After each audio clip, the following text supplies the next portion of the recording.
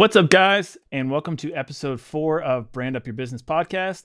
I got a good friend, and I would say almost like a business companion / we throw work back and forth together. Trevor Quinn, you want to kick this off, introduce yourself, and we can go from there.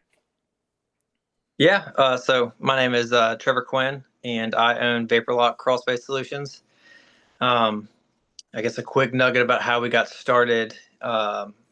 Back in 2017, my wife and I found out we're having our first baby, and realized very quickly that I did not have enough money to support a family and a growing family on the company salary. So I did what probably most people would do, and went to my boss and tried to lobby for a promotion or a raise. And he was like, "Hey, look, I agree, you need this and you deserve the promotion. However, the money's just not there." So rather than put my faith and my family's future in somebody else's hands, I decided, you know what, I'm gonna just take matters into my own hands and start a company. So I started doing like crawl space work back in I don't know, 2012, like on my dad's house and some other ones like on the side. And I had no desire to take that full time. But when I kind of felt like I had no choice, I was like, you know what, I've got the skill I can fall back on. And, back in 2017, 2018, there really wasn't a ton of competition in the upstate as far as like crawl space work goes. And then there's still not a ton right now, but you got the big three franchises here now. But back then it was pretty much blue ocean. There really wasn't a whole lot of other companies doing what we did. So we're really kind of one of the pioneers for the process and the way, like, crawl space science is not new, but the way that I feel like we approach things was different, and that's kind of what set us apart. So yeah, that's what happened. So yeah, we started doing crawl spaces back in 2018, and it's 2025, and we're still going strong. And we've added several other businesses and I guess lines of service underneath the Vaporlock brand since then.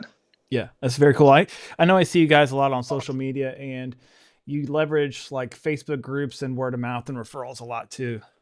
Almost kind of how like we started our business. It's like that low cost, like high trustworthy form of like marketing and getting your name out there.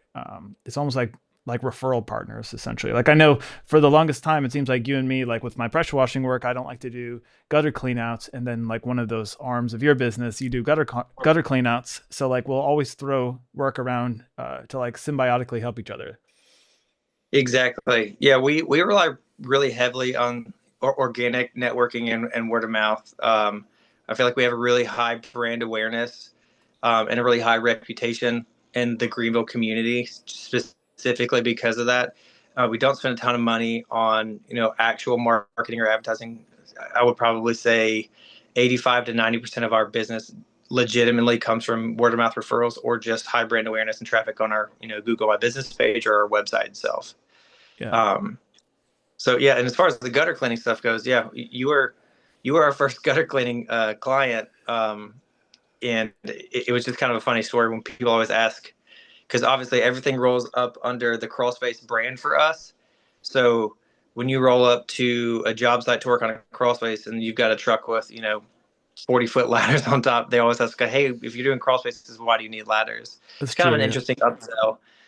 But it's all related. It's all water management. We're trying to keep it away from the house and not from under the home.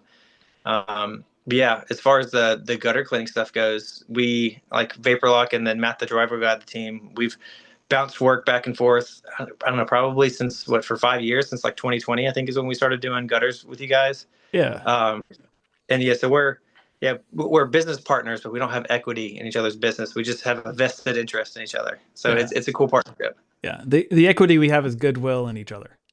Yeah. So So yeah, it's just sweat equity. Yeah. Nothing tangible. Yeah. So it's great. And, obviously with Clay, we kind of have the same thing with him. It's awkward sometimes because I'm like, who do I recommend here versus here? So I kind of split Greenville down the middle, and I said, send stuff his way and send some stuff your way. yep. Um, but it's nice. I think that was one of the ways that we built our company, is like off of strategic partnerships. And I think it helps us and it helps you guys that you're partnering with another company in the upstate that is really high value and has such a good reputation for such a long time, to partner. hmm I'm like, hey, look, the company that we partner with, this is who we recommend. I think it goes a long way for homeowners. Yeah. Plus, like you're involved in a lot of like high ticket things, and you have a reputation that you want to protect there. Like if we're saying, hey, this guy's going to clean out your gutters, I know you're going to do a good job because you don't want your reputation to be pulled down by not cleaning gutters correctly when you're selling like a $30,000 vapor barrier for somebody's home, or Exactly. you're doing like stuff that's big enough where you're not going to like throw your reputation out the window over something small. Right. And that's really where we've made our, like, that's like the cornerstone for us, is that we don't ever want to leave a job site. Like, we always want to leave it better than we found it. We don't ever want to leave things worse. For Right. the crawl space, it's pretty hard to screw that up because they're usually awful when we get there. But for the gutter cleaning stuff, they might have stuff hanging over the gutters, but if you go up there with a leaf blower and you blow out wet leaves and stuff, you're going to cake it all over the side of the house or the sidewalk or the driveway or the cars or the patio.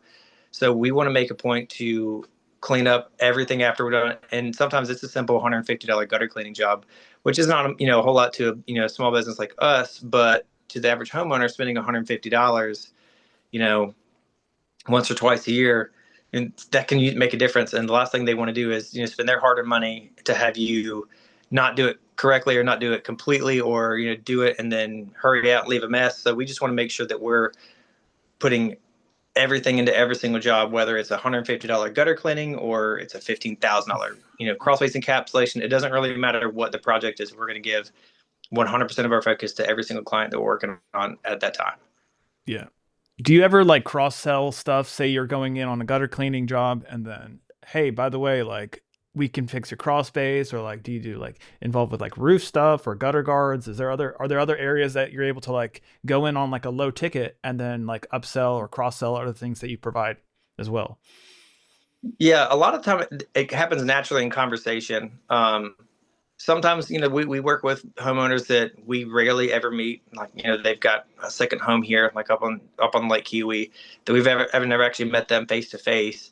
But for the most part, homeowners, they want to get to know you. They want to know who they're in business with. They want to know who they're sending their money to. And so, like I said, sometimes it really happens naturally. You show up to do clean someone's gutters, and then all of our stuff says, Vaporlock Crawl Space Solutions. So they're, hey, what's up with this? Like, what else do you guys do? Right. And then we start listing it off. So yeah, for gutters, we do gutter cleaning, installation, and maintenance. So if I show up for a gutter cleaning job and they're interested in gutter guards or gutter, leaf protection, we can do that.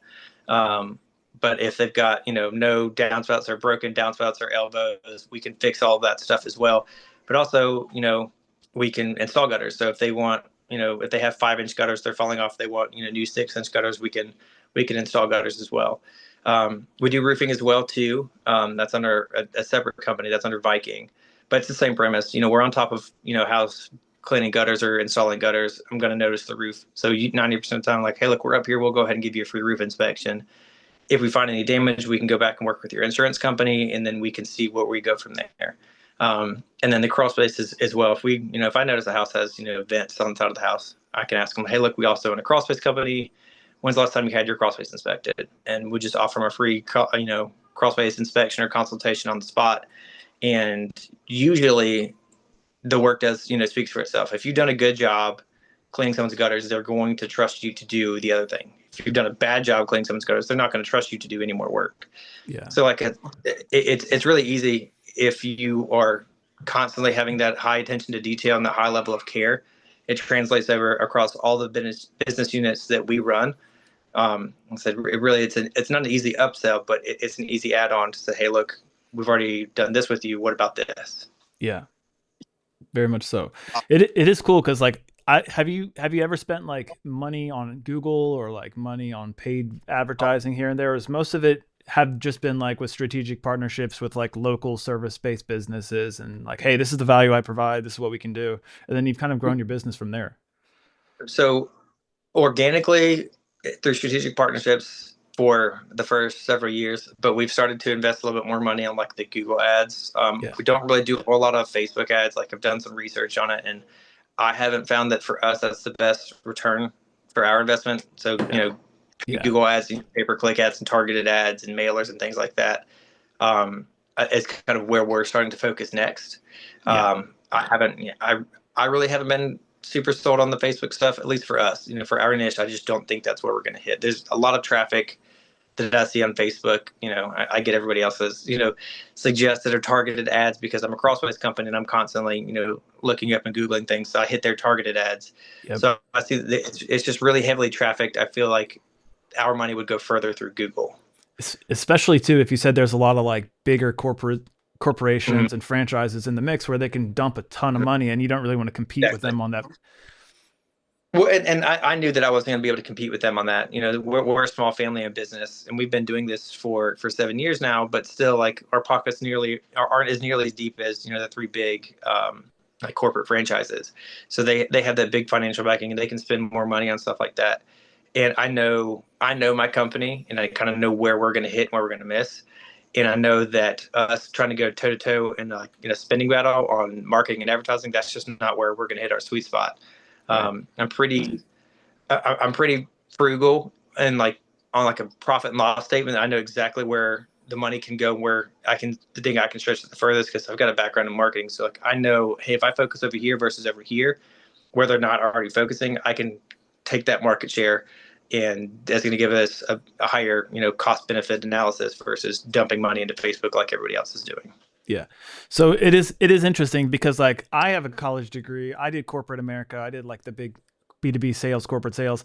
And it sounds like you have similar experience there. And then you made a jump as like, hey, I want to add a secondary stream of income here. I want to build a business and I'm leveraging like that corporate mindset. You said your degree's in marketing, right? You said, Yeah, or business and marketing, business and then marketing. minor in law. Yeah. Yeah, and then so like you're aware of like you're thinking more in depth than most of these like kind of blue collar like tradesmen who may not have that experience, and then you're able to like kind of take what you know that works in corporate America and then apply that to your small business, and it seems like that's probably something overlooked that a lot of guys in the trades don't necessarily know. They're so stuck in the like, hey, I'm the technician, like I do the greatest quality work, and they miss out on like the big picture, the financial bones of their business and like what to do. So Yeah, it's kind of like in sports. You can have a great football player who makes a really terrible coach, and you can have a it's true. fantastic coach who is not a great football player.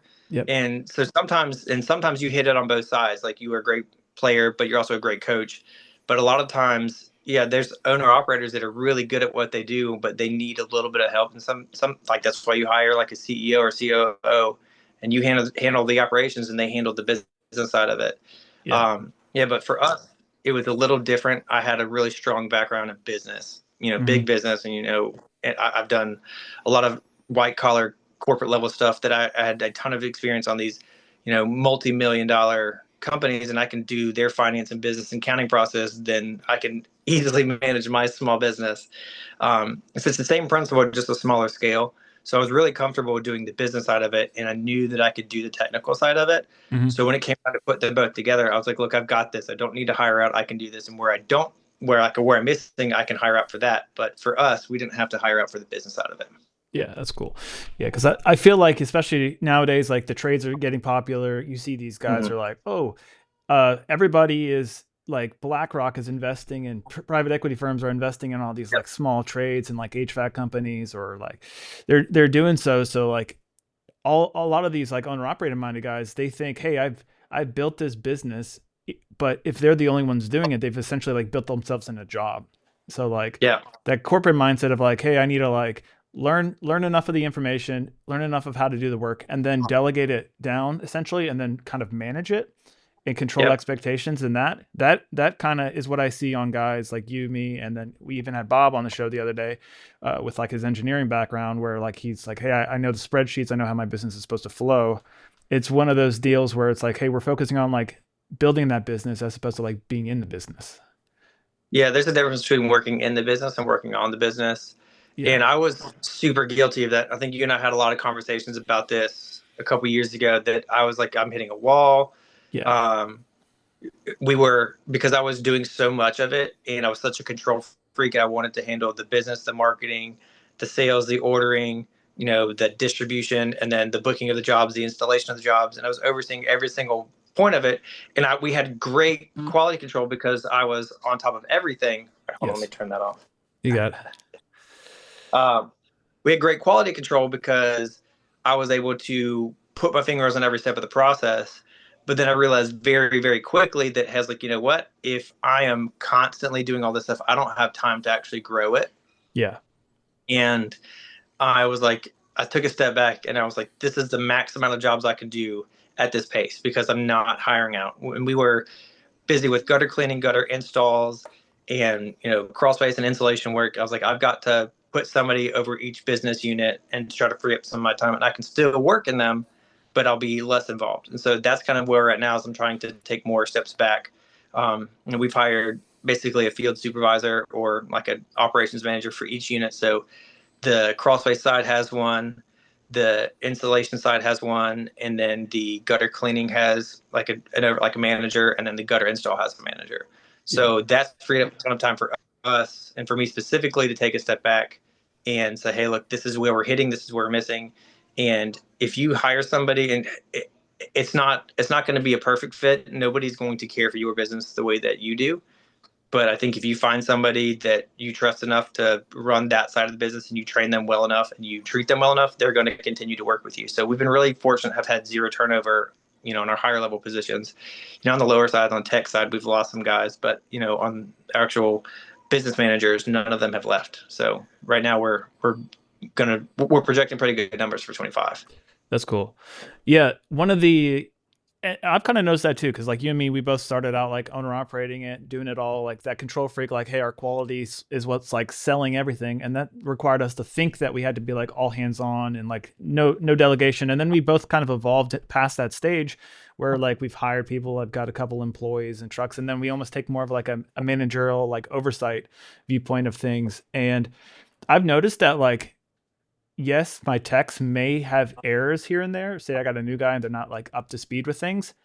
But as long as you're still like responsive to the customer and care, it seems as if people throw you more slack than if you're doing the work and you kind of did a shoddy job.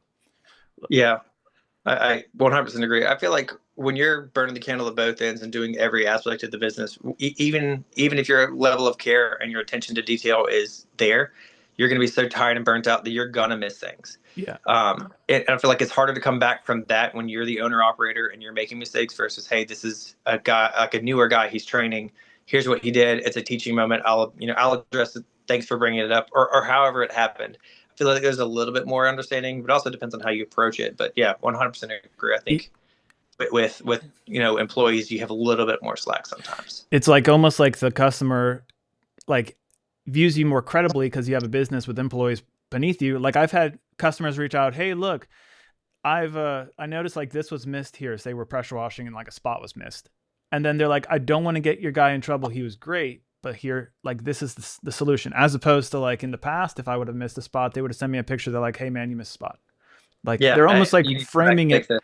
They're almost framing it as like, hey, I appreciate like the guy doing a great job. I don't want to get him in trouble. So it seems like they let us off a little bit easier than if it was like, oh, I'm doing all the work. So like I almost view it like it helps our brand and like our business be more of an authority when customers like hold you to like, oh, okay, you got employees, you got guys. There's more understanding there than it was just like me doing everything, me burnt out. Like that's gonna pass through on the customer. They're gonna be like, oh, he's just too busy, like making all the money himself. Yeah, yeah, I 100% agree with that.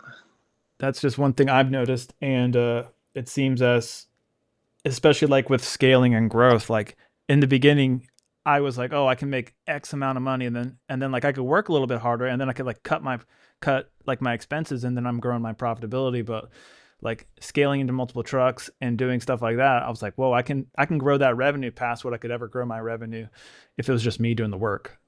And Yeah, that was our biggest concern, is that taking a revenue hit, because I was like, look, if we're not having to hire out all this help, our actual profit margin on jobs was greater, but the amount of jobs we were able to hit in a month or a quarter was significantly less. So yeah, you're like, if you just do a basic cost benefit analysis to bring somebody on to help ease up some of that time, and even if you just had 20% growth in jobs, you're going to make more money even if you're paying somebody. So that's kind of what we looked at. And that's what it was, a very easy decision. Like once I looked at the numbers, I was like, hey, look, we're losing money by putting me in charge of all of this stuff. I've got to take a step back because we're not going to make any more money. yeah. That was definitely kind of like a pivotal thing. And then just like being okay with buying your time back. It's like, hey, I like I'm able to do three things instead of just doing one thing. So like, Yeah. do I want to do three things really well, or do I want to do one thing that I think is exceptionally well, but I'm really hamstringing myself and then I'm going to burn out?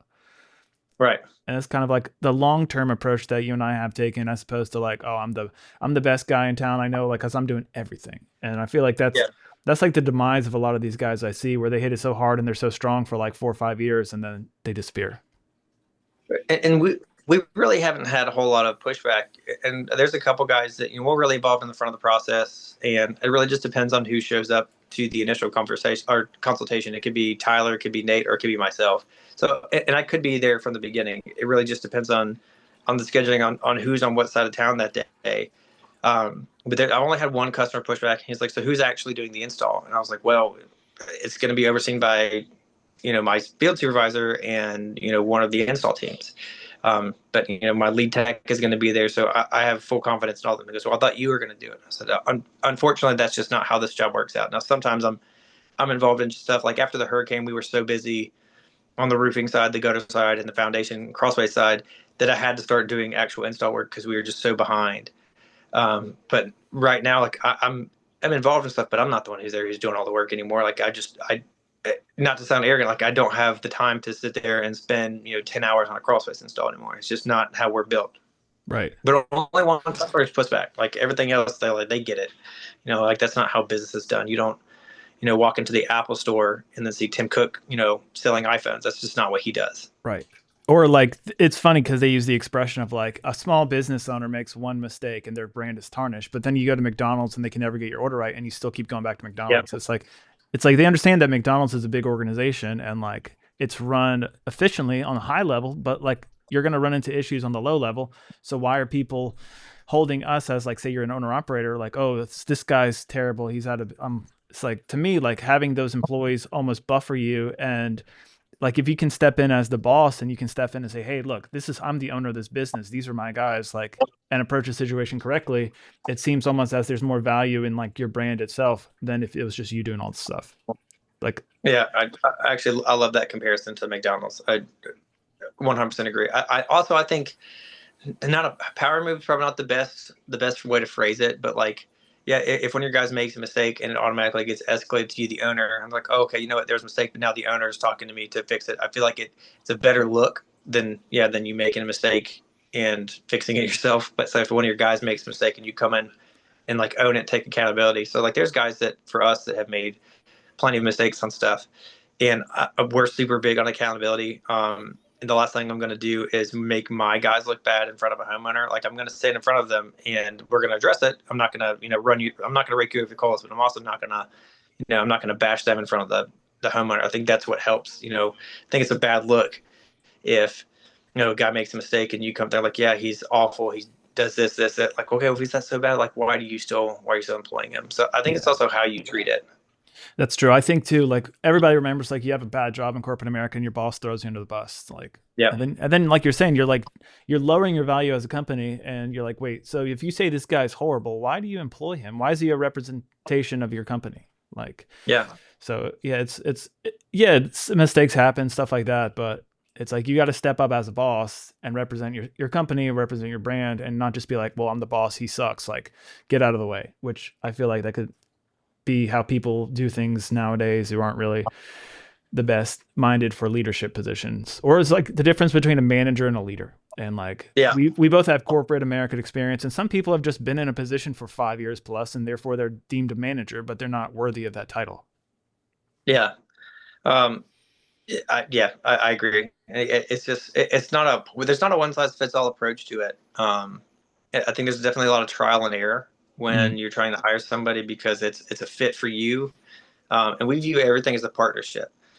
Even like when it comes to our employees, like it's everything is based on a partnership. It needs to be mutually beneficial. If it's working for me, but it doesn't work for them, okay, then we need to talk about, okay, so where are we hitting and where are we missing, and why is this not a good fit for you, and like what could we do better? Because at the end of the day, if I don't have people on my team that I can trust, then we're not going to be able to get anything done.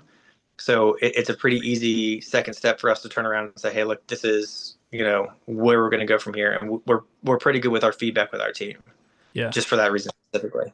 So like we both kind of like we've steered this into like, okay, we built the business, we got our branding, we have plenty of leads coming in, and then like how like it's almost like an operations focused podcast here. We're both talking about like, all right, we've evolved from that owner operator stage to like the owner stage essentially. How do Yeah. you hire and like do you create a culture, which I would loop it into like, hey, brand up. It's like that's a representation of your brand and your company. So like what criteria do you have when you hire people? What emotion and stuff are you trying to have in your team, and then how they interact with customers to like give that customer experience? Because like customer experience is a huge aspect of your brand and of your business. Mhm. So a lot of our employees, specifically the guys that are in like management positions, they're former military. So Nate, who runs the crawl space side, he's a former combat Marine.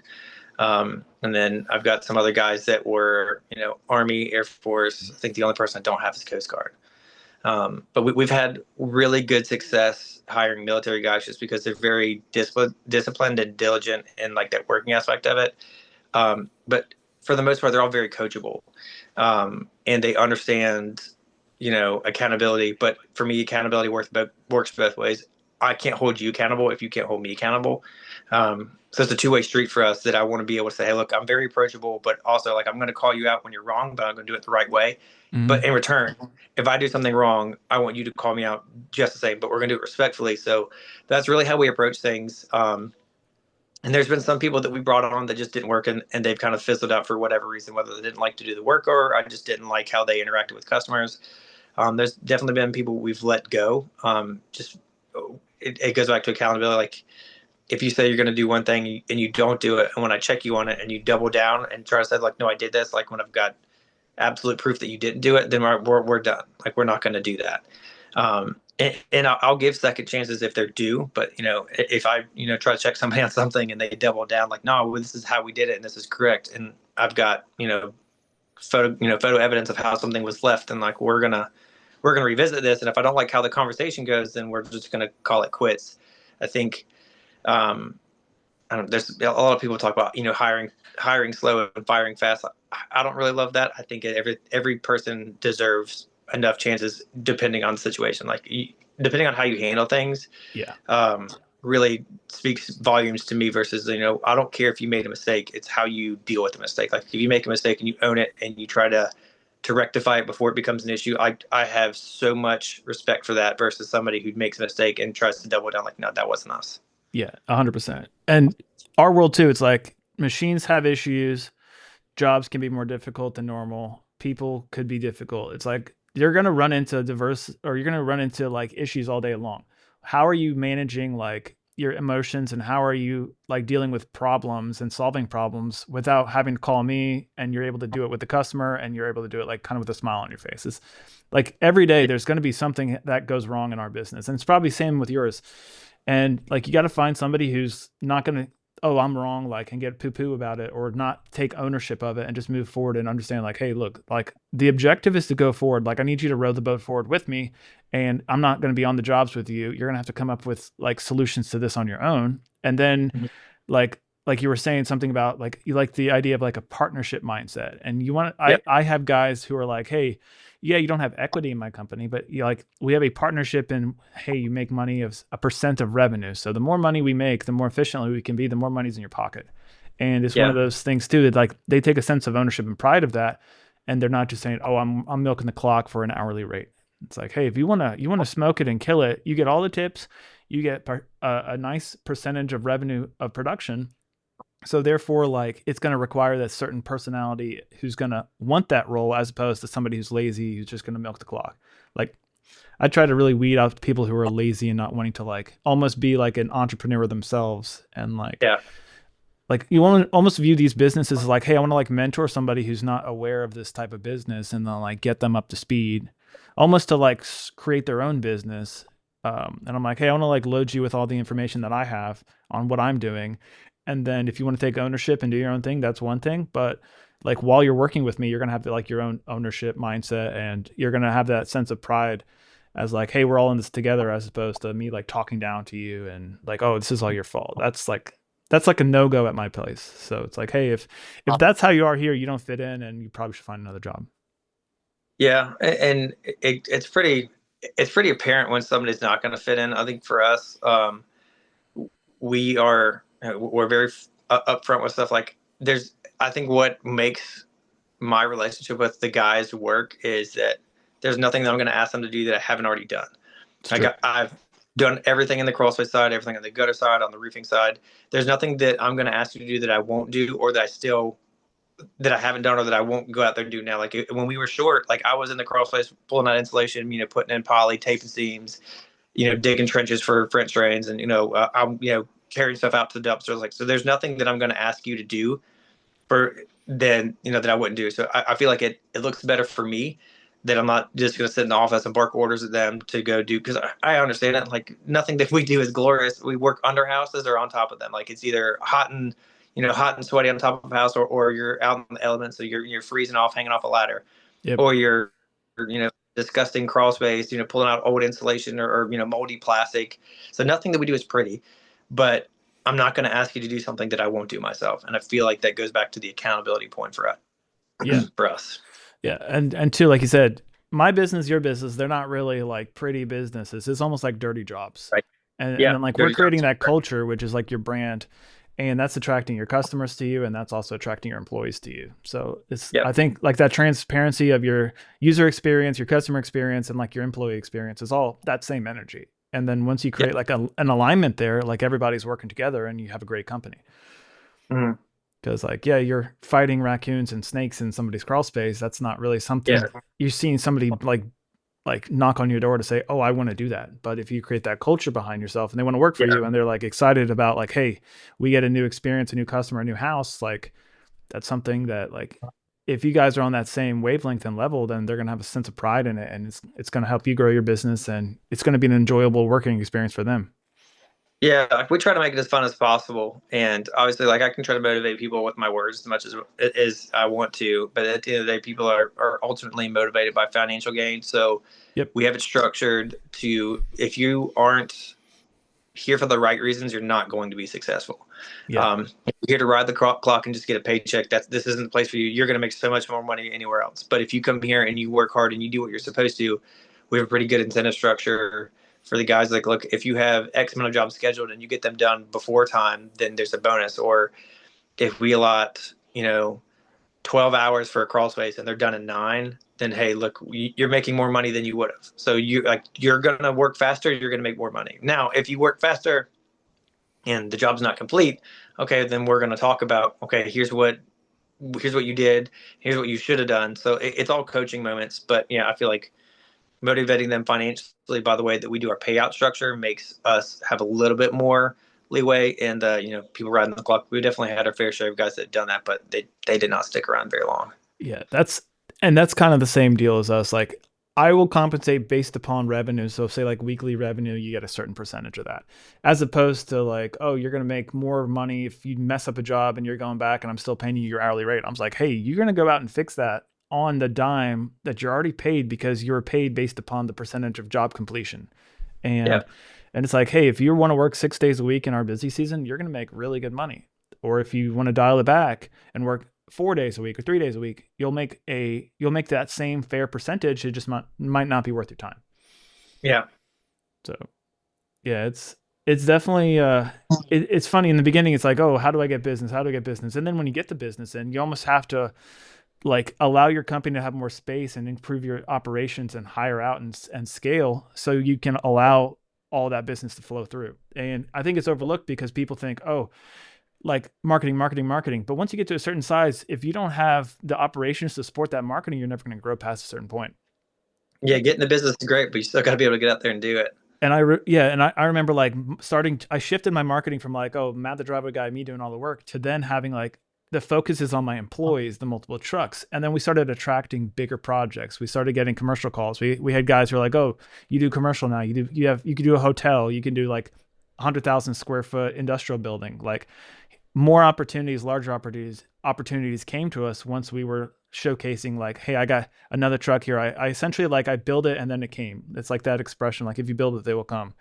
It's Yeah. almost like a true thing. It's like investing in your operations is that next step after investing in your marketing and branding. And then like your brand shifts to be more legitimate, to be a bigger operation, and you get bigger tickets. Yeah. Yeah, definitely. You have to have like wide angle lenses, because if you become super hyper focused on one thing, that specific issue or spot might be great, but if you're not stepping back and really taking a look at what is next, or thinking one or two steps ahead, I think you kind of get stuck in that rut.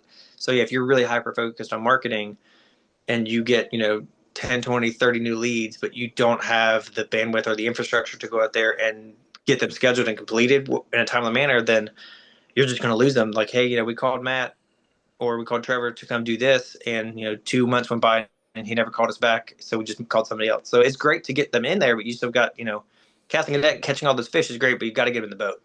Exactly. Like there's got to be a way to process what you're doing, and it is. I've noticed that too. Like especially in my space, you see like the owner operator minded. Oh, It's like they wear it as a badge of honor. They're like, I'm 2 months booked out. I'm like, first off, you're probably not. Second of all, Yeah. those people aren't going to call you back. Like we notice in our business, if our operations are like more than 2 weeks out, we're losing those. We're losing those booked appointments probably 50% of the time. Somebody's going to be like, oh, I called somebody else. They can fit me in. Like they'll be like, Yeah. yeah, put me on the schedule, and then they're going to go back and search it, and they're going to see, hey, who can I find that's going to backfill this faster? So like by working on that infrastructure, building up our operations, like we're able to hammer much more and provide more value to these customers because we're not booked out a month, 2 months, 3 months. Yeah. Like I feel people, like that's one of the first questions we get asked, like when a customer calls us, is like, "Hey, how far out are you guys?" yeah, And generally, we're about 2 weeks out on just about everything, mm-hmm. unless there's no specific issue, or if it's like blown in insulation. Sometimes that's a little bit further, but for the most part, we're about 2 weeks out on everything. And sometimes we can even get people same day, and that blows their mind. I had a lead from you a couple weeks ago that we were able to get them scheduled and completed within a day. And he's like, I was really shocked because everybody else was like 2 and 3 weeks out. I was like, yeah, well, we were in the neighborhood today. Yeah, and that's the thing. You have multiple trucks, you have multiple people out there. You could say, "Hey, call your guy. We you want to squeeze another job in today? You want to make a little bit extra money? Like Yep. we have the resources to be able to do this." Yeah, yeah, that's where that is a win. And sometimes it's hard to see it on the balance sheet to have that many trucks, but when you can do that, it's such a huge asset. Yeah, that's I think that was a huge thing for me too. Cause like you said, you think, oh, how am I gonna afford this? Because you're only thinking with that limited lens of one truck, me doing all the work. And then it almost takes, like you said, the wide lens to, all right, I don't know where this is going, but like I'm just allowing myself to essentially like catch more fish, have a bigger net. And then it seems as if like it'll fill it up like entropy or something where like you're allowing more to come to you than if you're just like I'm super fixated on this one little thing, and you get like almost a shiny object syndrome with stuff, and you're not able to accept a lot more. Like it's scaling the business, growing, having more trucks, like you're getting multiple trucks on the road, you're getting more customer contact points, you're getting more referrals. It's like there's a lot of things that go into it besides like, oh, my one marketing thing. It's like, hey, you're at the gas station with three trucks. Somebody's going to call you versus that one guy in one Yeah, truck. yeah, absolutely. So, It's but that curb yeah, appeal. right. So, I guess is there anything you'd like to talk about here? We're at like 38 minutes, so Um, Trying to think of other talking points. I think so. When we got started, I know the barrier to entry thing was one of the most difficult, hills to get over, because there wasn't a whole lot of competition in the upstate for us for mhm. what we did specifically, just because the awareness for like crossface science and crossface health really just wasn't there. Mhm. It was out there, but it wasn't as prevalent as it is like today. So we focused on being cheaper than everybody else, and that is such a terrible model to grow a business. It's fine to start, Right. but very quickly you have to, okay, like you can be the cheaper guy, but that's only going to get you so far, and then you're going to get to a point where you hit that wall. So I think refiguring our business model after we started getting a couple of jobs and getting our name out there, and once our brand awareness caught back up, like, okay, you know what, now we have enough of a reputation that we can set our prices to the point that we're not going to get rich off of one job, Mhm. but it's going to keep us in business and help fund the company to continue to grow. And that's kind of where we were. That's kind of where we're at. And so, and now we're kind of, we've got a strong brand. We can kind of coast off of that, and we get pretty consistent phone calls, and especially on Facebook, we get our name gets shouted out for just about everything that we do. And I love it. And there's 90% of the time it's homeowners and customers we work with before that are still out there, throwing our name out there for the gutter side. We have repeat business. We do a lot of our customers, once or twice a year, and we have very low turnover on that side of it. But for the crawl space side, once you install a crawl space, other than basic maintenance, like you don't have them as a customer again. Like if you do it right the first time, there's zero reason for you to come back there and visit that crawl space outside of, scheduled or regulatory maintenance. So for us to have those customers and homeowners continue to recommend us on Facebook, to me means the world, because we've only dealt with you one time for maybe 1 or 2 weeks, and then that Yep. was it. And you've made enough of a lasting reputation, and for them that they're going to tell their friends and family and neighbors, or if they see a post on Facebook, hey, does anyone know a crawl space company? They're more willing to shout that out. So for us, shifting to focusing on our image versus rather than the bottom dollar has helped us continue to grow. Now 7 years later. That's awesome. I'm gonna flip our screens to vertical so we can make some kind of like reels here. That way it looks better on Instagram. And Okay. then I would say to your point too, like when you shift, like because in the beginning everybody's like, oh, the $99 guy. It's funny in the pressure Yeah. washing space. It's like, oh, I'll do everything for $100. Just let me do it. You're almost Mm. attracting a bad customer. Like you're attracting that bottom feeder, low value customer where they're like, hey, I'm gonna nitpick you to death because I don't want to spend $100. Yeah, I refuse to get into bidding wars. And when I first started, I was so hyper focused on being more cost effective than my competition. Yeah. And I would allow myself to get kind of stuck in that rat race. The homeowner would come back and be like, hey, look, this other company, they said that they can do this for $1,800. Can you do 17? And I have no desire to do that. But before I would do that, and I would take massive hits on our profit and loss statement. And we're doing these jobs for next to nothing, and the homeowner's winning. Right. My company's not winning. The other company's not winning. And so, yeah, there's plenty of companies that we're in competition with. But at this point now, and I'm very upfront with homeowners now, I'll say, hey, look, I'm not the cheapest, I'm not the most expensive, but I can just about guarantee I'm going to be the most honest contractor you've ever talked to.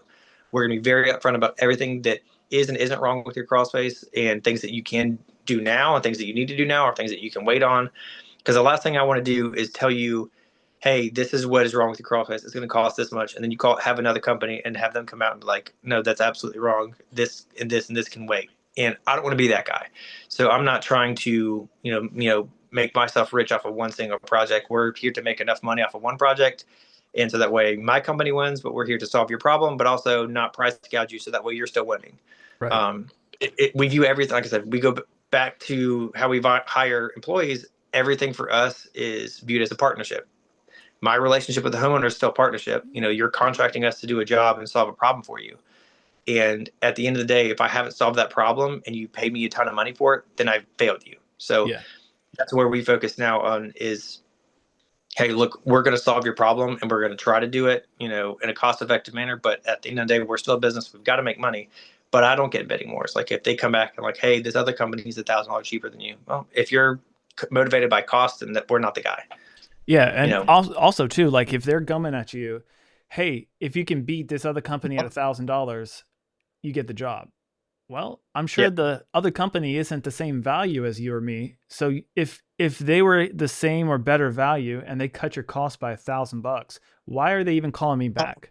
And right. that's one of those reframes. It's like, hey, Mr. Customer, like if $1,000 is the difference between me and them, obviously you see more value in me because there's $1,000 that you have to pay more, and you're still considering me in this equation. Like you would just Yeah. go with this guy if he sold you at a cheaper price point. Right. Well, and I've had people that have framed it exactly like, hey, look, we really like you. We like your company. We like what you said, but they're so much cheaper. And so that's, I'll go back to look, if I've given you our best price. If I could cut $1,000 off the price, that means I was lying to you from the beginning. That means Yes. I literally padded my margins 1,000 extra dollars than I should have. So to me, I was like, one, I can't do that. And if any company can legitimately come to you and say, hey, I could beat them by $1,000, they were price gouging you from the beginning. And we don't do that. We've never done that. And, our price model is set up so that way my techs don't go out there to upsell stuff. We sell things for the most part at cost. If a dehumidifier costs us $1,000, we sell it for $1,000. Now we charge to install the material, but we don't make any extra money on selling a 90 pint dehumidifier versus a 70 pint dehumidifier. And I wanted to control that from the beginning. So when I went back to my guys, I said, look, there's zero incentive for anybody here to upsell any material that a homeowner does not need. Because if you sell a 70 pint versus 90 pint, what you make is you make zero more dollars. Like Yeah, it's sold at cost. So we're spending more money, but we're not making more money. Now, if they exactly. need the 90 pint, they need the 90 pint. But I'm not going to sell, a 20 mil vapor barrier versus a 12 mil vapor barrier just because it's a higher cost. Because there's no reason for them to upsell materials unless it's absolutely necessary. So I think for us, that's another one of the places where we really see that we're beating these competitions because they're upcharging for materials, and we can come in and not. We're still winning the cost battle on certain aspects just because there's no incentive for us to sell something that doesn't need to be sold. Now, there's definitely companies out there that do similar products to like similar type work to us. They might be cheaper than us, but they may not have the same overhead. Yeah. But the same thing with us and the big three, corporate companies. Like they have a higher overhead. I'm usually cheaper than them because they have more. They have more costs. Their operating cost is substantially higher than us. Yeah. 100%. Yeah, and too, like you said, it's almost like a trustworthy factor. If you're overcharging somebody for $1,000 and they say, "Hey, if you can take $1,000 off, I'll do the job today," there's like an incongruence there. You're like, I'm starting this relationship off with a breach of trust. Like you Yeah, told it's me a this is lot. what you can do, Yeah, and then you said, "Oh, I got $1,000 left." I'd be like, "What else you got left in this pot?" It's almost like yeah, you're opening the door for, are pretty you gonna slow. bait and switch me on something? Like it's Yeah. usually not apples to apples too when somebody has a competitor quote. Well, and that's usually if they're really concerned about it, I'll say like, all right, well, let's unpack this. Here's what I offered, and here's how I offered it. What are they offering that's different? Because for them to be $1,000 cheaper than us, something is not there. Yes. Um, and then some. Usually, we can figure it out by that. And sometimes they, if they're genuinely motivated by cost, if they don't answer, they'll say, "Hey, look, we had call the other day for gutters," and she's like, "Hey, we had two or three other companies, and they were cheaper than you, so we're going to use, we're going to go with somebody else." Okay, that's fine. Yeah. Um, and for gutters, that there's really not a whole lot of wiggle room there. For as long as they're doing seamless gutters for the most part, it's all the same. Like we have a warranty and we have stuff like that, and I know our quality of work and we stand behind it. Um, but if someone's genuinely motivated by cost, it's really hard to kind of dig yourself out of that hole. And I just think it's save yourself the trouble and just don't get into a bidding war with a homeowner and another company. It's a lose lose for everybody. Yeah, and I've noticed too, like people think, "Oh, I won that job." Like, "Oh, I won. We're going to make this much money." And then you get to that job and then you start, like you said, you look at your P&L, and at the end of the day, you're like made $500 on a job that took you Yeah. 2 weeks. You're like, "Whoa, whoa, whoa. This isn't adding up for me." Yeah, so we got out of that really early on. I just knew that that was a road that we didn't want to go down. Yeah. Yeah, I've usually on jobs where you lose due to like pricing, you get that call down the road of like, "Hey, can you fix it? It wasn't done right." And then I'm like, "Well, I can fix it, but somebody damaged your siding or they damaged something and it's going to require a repair that I don't do. So it's going to cost you more." It's like buy once, cry once. And it's kind of like, Yeah, I don't want to deal with somebody who's just looking for the most economic solution to every problem. And I'm like, I want to be like a nice mid-tier vehicle at the car lot. I don't want to be that cheapest like Kia that you got there at the lot that's going to last you 30,000 miles and then you're going to have warranty issues. yeah. We we've had a couple of those calls, and I hate it. It really is. It breaks my heart because usually it's older people. Like when it comes to like, especially gutters, like with gutter golf, like the like the national brands. I don't want to give them free advertising on here, but you know who they are. They overcharge so much, and I've had people that have we've quoted our leaf protector and gutter insulation, and they've gone with the national brand. And then they called us 2 or 3 years later and like, hey, our gutters are clogged. And we called them and they won't come back here and fix it. And they said that there's a warranty issue because the company that did it wasn't a licensed installer, so their warranty's void or their warranty is void. And I remember this one specifically. They charged her like $22,500 for gutters, so for their protector package, Yeah. and our total cost was $2,250. So they were substantially more. I was like, we could have taken gutters off of your house and put them back on for the next 10 years and still, we would still be in better shape. Yeah. And then she's like, well, they just, they really sold me on it. They was, they scared me. They said that, because she was she was a widowed woman. She lived by herself, and she was, elderly, and they scared her, like, you can't come up here and clean these gutters. If you fall off, the gutters and you're trying to, clean them out, you're going to end up breaking your hip and no one's going to find you. Like, they really high pressure, just scary, just really piece of crap sales tactics. And it worked on her, unfortunately. So we had to come, take off their entire gutter system, put ours back on. I felt so bad. Yeah. And I was like, look, if you have any issues in the future, like with them clogging or, leaves, on or anything like that, call me. Like, I'm not going to give you any crazy story like, oh, an authorized, guy didn't do it. Like, no, I'm going to be out here the entire time for every step of the process. Yeah. I'll be on site when your gutters get up, so that way you know exactly who's putting them on. And then if you have a problem, call me. This is my cell phone number. But that kind of goes back to being an owner operator. Like, I can pick and choose where I want to put myself. And for her, I knew I needed to be there for her because she was already, upset about getting hosed, Yeah. from a national brand. So yeah, and I hate it. And if you come back to me, I will answer the phone and we will sort it out. But yeah, I warned you, this was not going to be, it's not going to be good, but Yep. it doesn't make it still a tough pill to swallow. Yep. Yep. And then like you said, when you're like the owner, you can hop in and you're fresh and you're not like, well, sorry, I'm booked out on jobs for the Yeah. next 3 weeks. I can't visit you. You can say, hey, I got guys in the field driving revenue forward, and I'm here to essentially like do damage control if needed. Yep. And but yeah, that's I'm and to me it's like, yeah, we have competitors in our space too. They like that hard sale that like, hey, you need to close right now, like door to door in your face. And I'm like, generally if somebody's trying to really hard sell you, they don't want you to do any research on your own. They don't want you to figure it out. It's like all emotion, and it's probably the highest ticket. Yeah, I don't like hard sales. Like, we don't do it over here. It really leaves a bad taste in our mouth. Like, when Mm, somebody comes to your door and they're trying to put a hard sell on you, like the door to door salesman go, like, how does it make you feel? Okay, like it's usually you kind of get the ick. yeah. So it's the same way as, like, I don't ever want to come off like a large part of what we do is sales, right? But Yeah. sales just has such a nasty connotation, and I don't want to be viewed as like, the pushy used car salesman who's trying to put, duct tape and bondo on something just to get it out the door. Yep. If someone's trying to give you a high pressure sales on something that, especially like a crawl space, that's, 100, you know, 100 or 1,500 square foot, you're probably looking anywhere between $5,000 and $10,000, depending on which route we're going and how bad it is. Yeah. So a $10,000 decision, that's not a high pressure. Like, I'm not gonna like, hey, it's $10,000, but if you sign today, it's eight. Like, okay, once again, you've knocked $2,000 off the price, so you are overcharging them to start with. Yeah.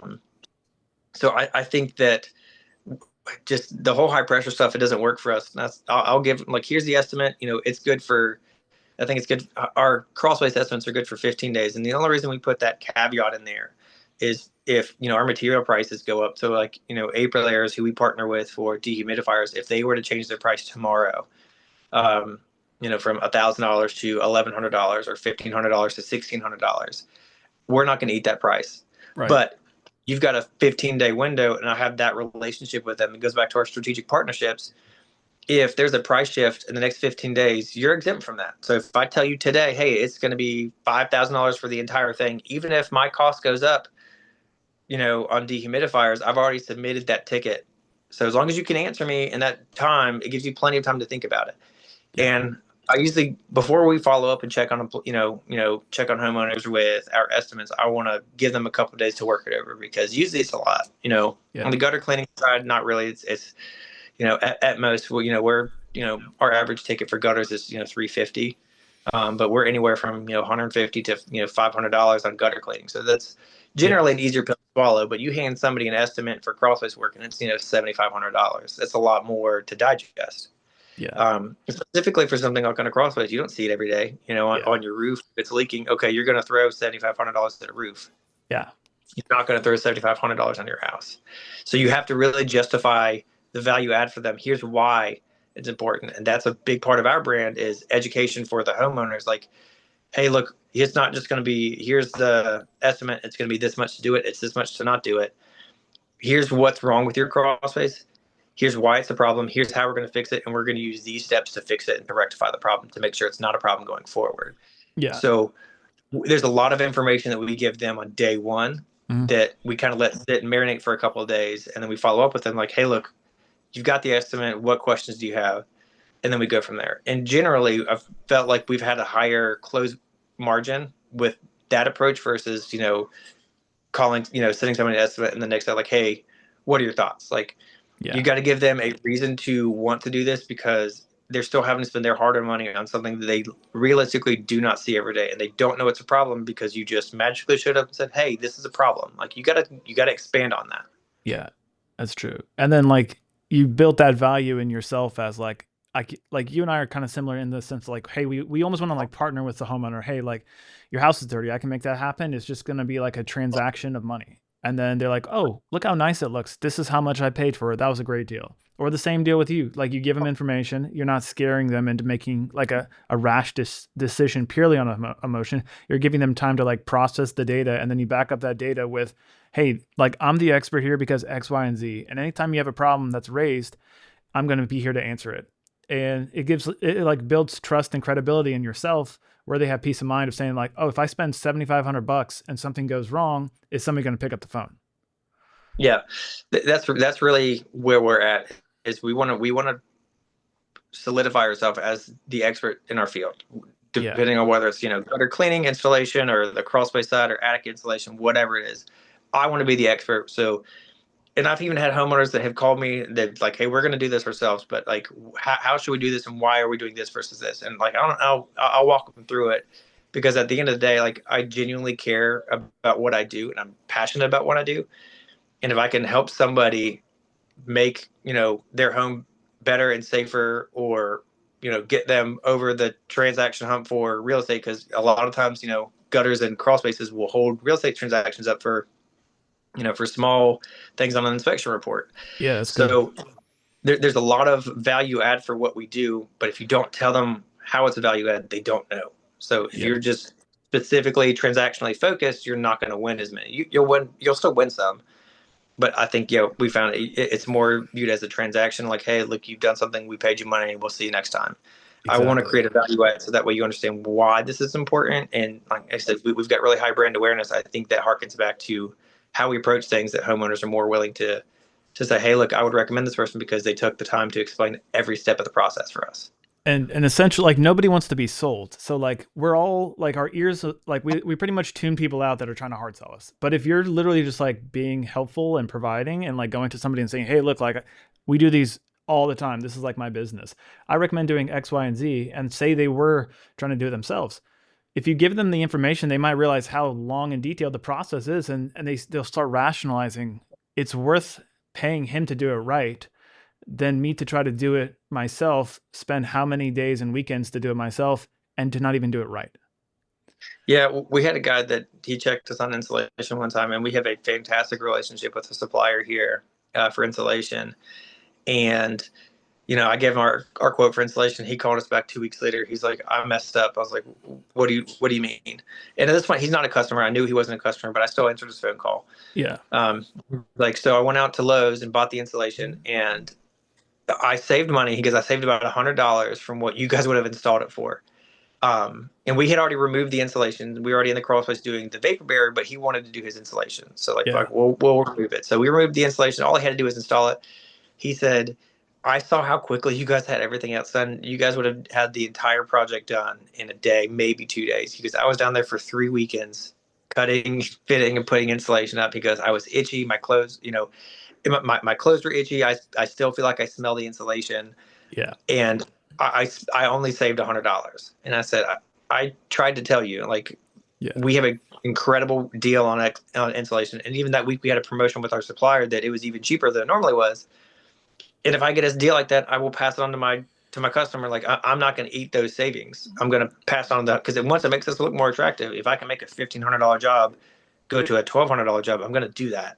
Yeah. But he still price checked us and ended up, he saved money, but his opportunity cost for was a loss because he spent 3 weekends of his free time, in a crawl space cutting insulation. Yep. We And I have was that like, happen look, so many times with pressure washing. It's like, oh, I can pressure wash. Absolutely, you can pressure wash, but yeah, I what's your watched a time couple worth? YouTube videos. It's so easy. Yeah, it's like, what's your time worth? And like the equipment that we have, we can do a $400 job in an hour, and people are like, oh my gosh, that's so much money. I'm like, why don't you try it with your 1 gallon a minute pressure washer, and you'll Yeah, spend an you're entire supposed to weekend, and then compare. call me back and spend the same money. Yeah, your surface cleaner makes quick work of a driveway and sidewalks, and they're out there with a wand, and they've got strikes and streaks on it, Yeah. and it doesn't look great, and they're just and every time you come home from work, you're going to look at that driveway, and you're like, I should have just called Matt. Yep. Yep. That's like the thing. It's like, hey, more power to you. I'm not gonna if you can buy a $300 pressure washer from the store and you're gonna call me back in 2 weeks when you're frustrated of spending your whole weekend, then it's Yeah. Yeah, I've never, and we've helped a couple of homeowners like that have actually gone out and done it themselves, and we've helped them, and we've talked about doing like a coaching side of it, like to help people like a DIY coaching side. I'm not really ready to pull the trigger on it yet, but I've never had one of them once like go into business doing it, like they did it for themselves, like hey, and it looked great. But I called him. I was like, "You're not gonna, start competing against me." He goes, "Oh God, no." He goes, "This was yeah. awful. I hate it. I don't understand why this was your chosen profession." Yep. So yeah, I've never once lost a homeowner to me, like genuinely going out and helping them, and they've turned around and like done it themselves. I've had a couple guys that worked for us for a year or two, and they've started their own company, and irks me a little bit. But at the end of the day, like I can respect them trying to go do something for themselves. But it is what it is. It's part of the business. Yeah, I mean, I've had similar instances where people they leave, they're like, "Oh, I'm gonna have my own pressure washing business," but they don't understand like it's the business behind it that makes it successful. It isn't the technical work. I was like, you can pressure wash houses all day long, but you're gonna be like, I don't know how to get jobs, I don't know how to hunt, I don't know how to do this. It's like there's a lot more to do than just the actual act of the service that we're providing to the customer. It's like the back end and all that stuff. Most people can't Yeah, do. what we do is not rocket science. I tell homeowners and the guys that work for me all the time, like, look, there's nothing that we do here that is like technically hard. Like it's hard work, it's hard labor, but everything that we do here is a learned skill. Like I can teach anybody to do this, or anybody could theoretically teach themselves to do this with enough discipline. You could watch enough YouTube videos and practical knowledge. You could figure anything that we do out. Yep. But the difference is what makes us a successful company. And I've had guys that have worked for me and have seen enough of the business side of it. They're like, I can do what you do, and they've Yep. gone out and started their own thing, and they're successful initially because their initial price point was like, I'm going to be cheaper than you. Okay, Yep. Go for it. because they know our price point, and it's like, and I've had him directly sell against me on jobs that he's beat me on. Like I'll admit it, like he got me on a few jobs just because his margins are less than mine. Yep. But at the end of the day, he doesn't have the equipment and the infrastructure to compete long term with us. And I got a couple calls the other day that he sent. He was like, "Hey, look, I just don't have the ladders for this, and I'm not getting up on a 3-story house. Yeah. So you're gonna do all this work to get the business, but if you don't really invest in the practical side and the business side of it to grow it the correct way, you're gonna end up either giving it up or pushing it back somewhere else." Yep. Um, so yeah, I got a call the other day from a former employee. It was like, "Hey, look, I'm gonna send you one." And then he was like, "Will you give me a referral fee?" I was like, "No, I'm not gonna do Yeah. that." That is what's You, funny too. Like I'll see that too. People are like, "Well, I'll pay you for my no, if you can't go, there's nothing that you're going to gain from like there's no value that you have over me if you can't get the job done. yeah, And a you can't customer do it. doesn't care. A customer says, "Well, these are my expectations. If you can't meet them, I'll go somewhere else." Well, and it was funny. The homeowner asked me. He was like, "Do you do a lot of work with them?" And I was like, "He's a former employee." He's like, "Yeah, I called him, and like he's like, I can't. I can come out and just take a look at it because I can't do the second story. I can do the first story, but I won't be able to do the second story." And the homeowner's like, "I don't want you to do half the house." Like, no, I don't. No, we're not doing Yeah. that. Yeah. And he's like, "Yeah, you know what? I've got somebody who can do this." And he goes, "I've called 3 or 4 other gutter companies, and nobody either wanted to or can." I was like, there's a lot of people that clean gutters in the upstate, and honestly, a lot of pressure washers do, but a lot of them don't have the equipment or like to invest on the taller side. So like the commercial stuff, we get a lot of the commercial jobs just because we have big ladders. Yeah. We've Yep. got 2 40-foot ladders. I've got a 50-foot ladder, all the way down to simple 14 like 10-foot A-frame ladders. I've got a ton of ladders, but ladders are super expensive. Yep. Um, and I've had homeowners check me on that before. I'm like, "Hey, look, it's 350 to do your house." And like, "Well, I'll just go buy a ladder for that." It's like, okay, you go to Lowe's and find a ladder for $350 that'll Yeah. do the back of your house, and you let me know. And then in 2 hours, I get a phone call like, "Hey, when can you come?" Yeah, because they look at the ladder and just like a 20-foot ladder is $1,000. Yeah, like a 40-foot ladder with a standoff on it. I mean, like we even got ours on sale. I think we still spent $800 on one of our fiberglass 40-foot Yeah. ladders. Yeah. But also, like, even if you do have a 40-foot ladder, if you don't have the truck, if you're doing everything out of, like an SUV, and you've got like a little giant ladder, which is great for doing small houses, Yeah. you know, a 40-foot ladder folded up is still 22 feet long almost. Yeah. Like I've got a big truck with a big commercial ladder rack on it, and I don't drive around with all these ladders because I think it looks cool. No, I get awful gas mileages, and I can't go through Yeah. drive-through. That's true. I Yeah. have it on there so I can go to work. Nothing like going to Um, Chick-fil-A with a ladder on top and you're like, I can't uh, turn. I know. I'll go in there, and I'm like, I've measured. I know exactly how tall it is now. But it was like it was nervy because you're out working on the road. Like I don't love to have to go fast food, but if I have to, I will. Yeah. I'm always like, am I going to hit here or not? Because some drive-throughs are smaller than others, and then sometimes I'll get through the ordering part, and it says it's 8 foot 6 inches, and then the hood over the window is not 8 foot 6 inches. Exactly. Yeah. Yeah, but yeah, like almost to the point of like when somebody says, "Oh, like it's not rocket science." I was like, "You have a kitchen in your house, yet you still go to a restaurant." So what does that Yep. tell you? And Yeah. it's like Sometimes it's we're just service based. yeah. Yeah. It's like That's what a good. it's like why do people spend $40 for food out at a restaurant when they can make probably a better quality meal for less at their house?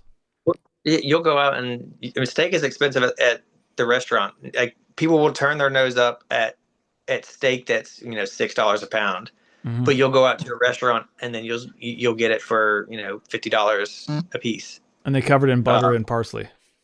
yeah, and you're paying the higher markup because it's the service. Yeah. And sometimes it's going to be better at the restaurant, but a lot of times you can still make great steak at home. Like it's not hard. Yeah. Once again, it's a learned skill. You could do it at home. You just don't want to. Exactly.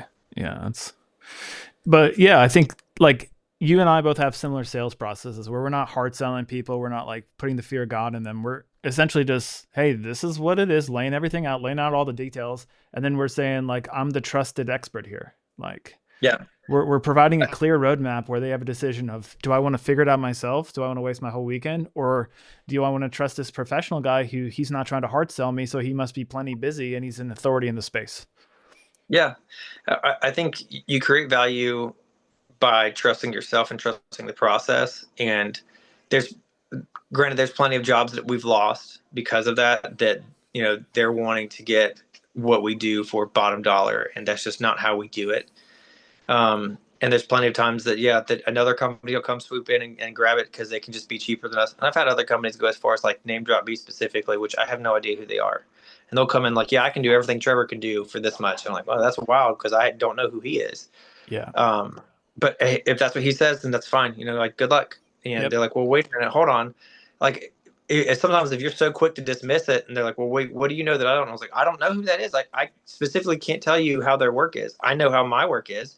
I also know that if something goes wrong and 2 months down the road, 2 years down the road, 3 years down the road, 4 years down the road, we're still going to be here, Yeah. right? We've been here for 7 years, and you don't last for 7 years and go through COVID and all these other things. Like you don't have a company that lasts this long by screwing people over and pulling one over people. Like Yep. we have a fantastic reputation because of treating people right and doing what we say, how we're going to do it, and when we're going to do it. And I don't ever back end costs off a budget.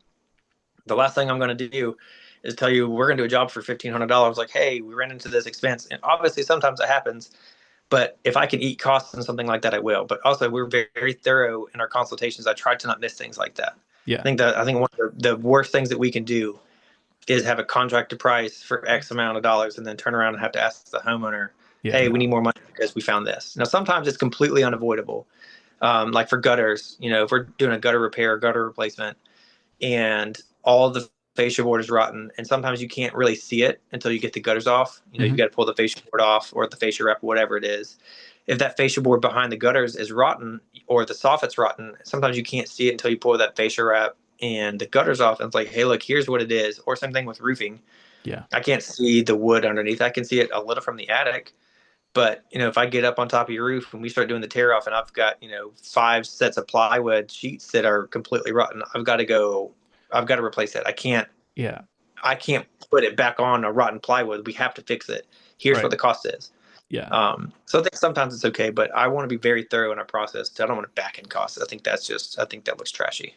I hear you there. And I think it's just like, hey, being transparent with people and then like, hey, showing value is like, hey, I'm problem solving on the fly here. Like, this Yep. is like, I have your best interest at heart because I care more about being in business for the next 7 years as I've been for the past 7 years than to make a little bit of money on your house. And like, Yeah, I'll do I'll that too. take a $200 hit. Yeah, I'll like zoom out on people and I'm like, all right, you have a $300 or $400 job. I don't care to like ruin my reputation when we do 1,000 of these jobs a year over the and Hmm. then we're in business and we're growing our business. Like there's bigger fish to fry than this little problem. It's almost like trying to like reframe issues that people are like in the moment they're like this is the biggest issue in the whole wide world and I'm like no, like Yeah. it's like we Well, we're, we got this. like specifically in your jobs, like whenever we get a lead from you, they're time sensitive. One, because usually if somebody calls us, they need us to do the gutters first, so that way you guys can come through and do your job. Yeah, Uh, and so I'm having to estimate quickly. So we'll use our software, whether it's Eagle View or Google, Google Earth, whatever. So I've got roofing software that I can pull and I can measure gutters pretty accurately. And I'll call them and like, look, here's our numbers. I'm like, well, how do you know? It's like, well, I can pull satellite images. I can pull property yeah, data. I own a roofing company. I've got lots of options. yeah. So I'll pull the roofing report and I'll get a readout of the gutters, and it's pretty accurate. And I'll tell them like, look, if their house measures 200 linear feet of gutters, I'm like, hey, look, it's going to be about $200. If I get out there and I completely miss something and it's an extra 75 feet and it should be 275, like I'm going to eat that. I'll tell them Yeah, like, look, yeah, if I get out there and I tell you right now it's $200 and it measures under, all right, we'll drop it down. If I get out there and it measures over, I'm not gonna. I'll eat that. I'm not gonna come back at you for another $50 or that's 75 true. bucks. Yeah, that's And a lot of times I feel like that really helps win them over. Look, I'm not here to, especially with the gutters. You're gonna have them as a repeat customer if you do the right thing from day one. yep. So hey, look, instead of being 375, you're $300, and you're $300 next year and the year after that, unless we have any crazy pricing, price increases. But and us cleaning gutters for 5 years, we haven't changed our prices because it's just labor. It's a fixed cost. Yep, yep. So we're not changing our price structure. And for the most part, people that we cleaned on day one back in 2020, their rate is still the same, if not cheaper, because we give them repeat customer discount. Yep, no doubt. Yeah, that's a lot of good nuggets. We're at like an hour and 12 minutes. You got anything you want to say or you want to wrap it up or We can wrap it up. yeah, that's fine. I mean, I don't want to hold you up all day if need be. So, No, you're good. Yeah, whatever. If you got any other questions, we can start wrapping it up.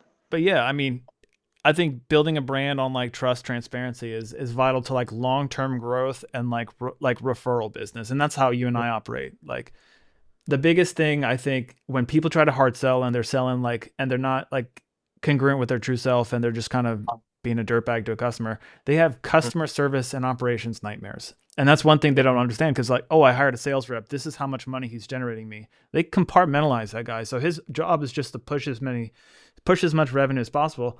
And then like when you're doing the operations and you're managing it, it's like this is a nightmare. And then Yeah. expectations aren't met because a lot of times people overhype expectations and it just becomes a dumpster fire. So like I found it easy, like how you and I both do it with like that value add, no pressure. Like people are just attracted to us, and then like it's more of a seamless transaction of business.